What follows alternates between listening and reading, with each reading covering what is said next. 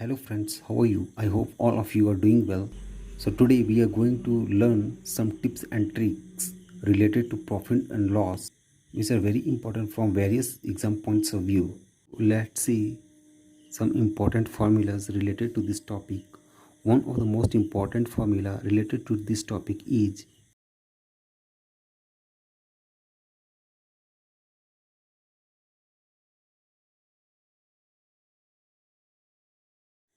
इस फॉर्मूले में एलपी लिस्ट प्राइस है, सीपी कॉस्ट प्राइस है, डी लिस्ट प्राइस पर दिया गया डिस्काउंट परसेंट है और पी प्रॉफिट परसेंट है। तो इस पर बेस्ड एक क्वेश्चन देखते हैं। क्वेश्चन इस तरह से है,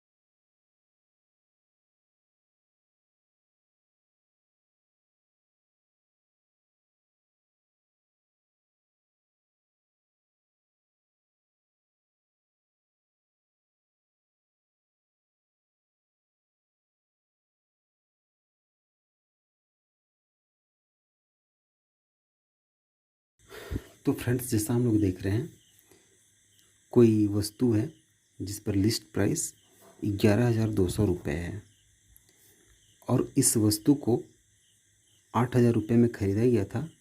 कुछ डिस्काउंट देने के बाद इसे 12% प्रॉफिट में बेच दिया गया। तो कितना डिस्काउंट दिया गया? हम देख रहे हैं कि यहाँ पर कॉस्ट प्राइस दिया हुआ है, लिस्ट प्राइस दिया हुआ है और डिस्काउंट पूछा जा रहा है, प्रॉफिट परसेंट दिया हुआ है। इसलिए हम लोग इस फार्मूले का यूज़ करेंगे। लिस्ट प्राइस कितना दिया हुआ है? 11,200 is equal to cost price 8,000 into 100। कितना मुनाफा हुआ? बेनिफिट 12% और डिस्काउंट कितना हुआ? तो सपोज x%। एक्स हमको फाइंड आउट करना है। तो ये दो जीरो कट गया। 112 is equal to 80 into 100 minus X, ये कट गया।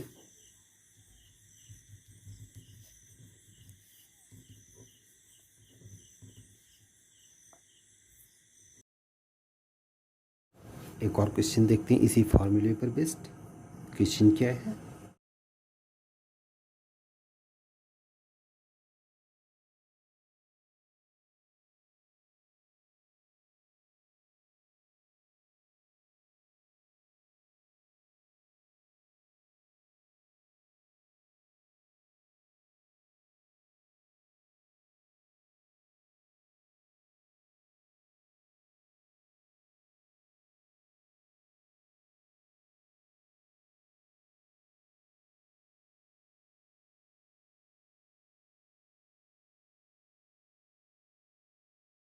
फ्रेंड्स जैसे कि आपने 10,000 रुपये में कोई सामान खरीदा और आप उसको फिर से बेचना चाहते हैं, तो उस पर आपको क्या मूल्य अंकित करना चाहिए कि 25% आप अपने लिस्ट प्राइस पर डिस्काउंट दें, फिर भी 25% आप अपने लिस्ट प्राइस पर डिस्काउंट दें, फिर भी आपको 11% का बेनिफिट मुनाफा फ़ायदा हो।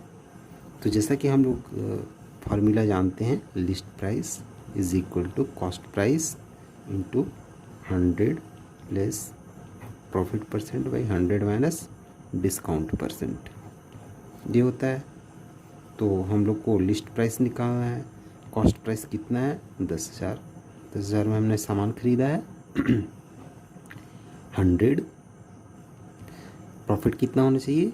11% और डिस्काउंट कितना देना है? तो 25%।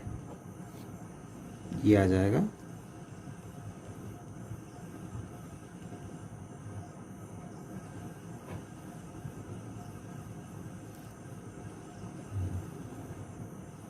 यहाँ पे लिखते हैं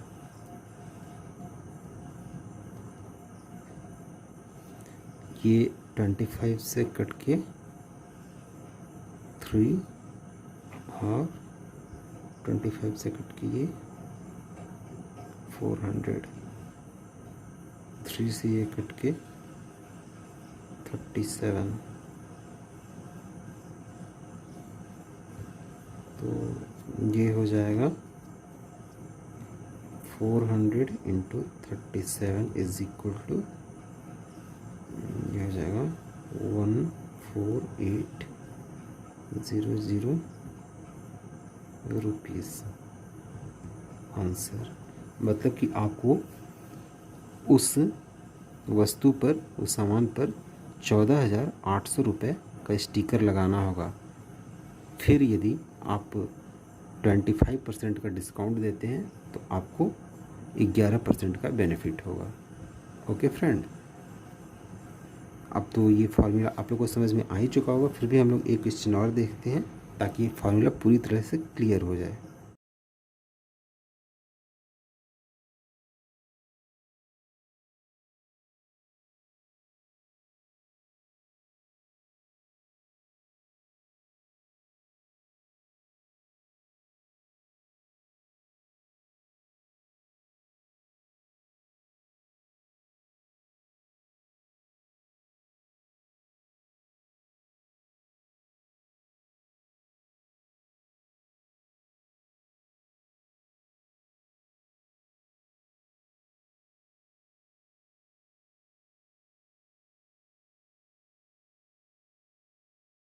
तो फ्रेंड्स, इस क्वेश्चन में जैसा कि दिया गया है, सपोज दैट आपका कोई बहुत ही अच्छा फ्रेंड है जिसने एक नई बाइक लाई और आपसे कहा कि बाइक की कीमत 96,000 है और आपको 96,000 पर 25% डिस्काउंट देते हुए बेच दिया।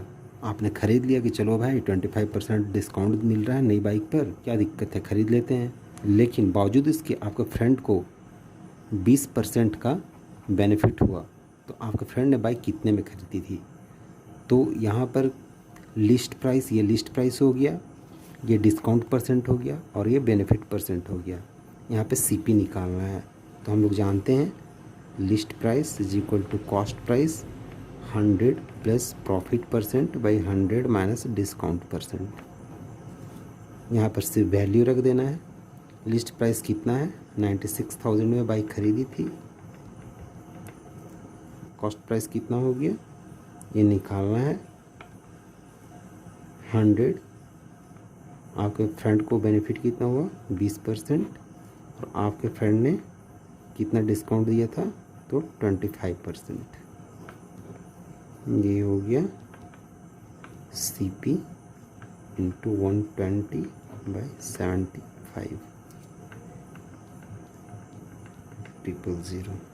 तो कॉस्ट प्राइस हो जाएगा 96,000 इंटू 75/120, ये हो जाएगा कट के 800 इंटू 75, ये हो जाएगा आपको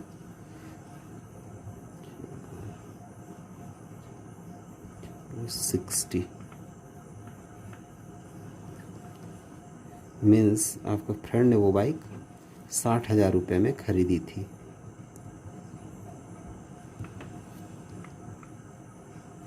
तो फ्रेंड्स, आई होप ये जो फार्मूला है आप लोगों को अच्छी तरह से समझ में आ गया है।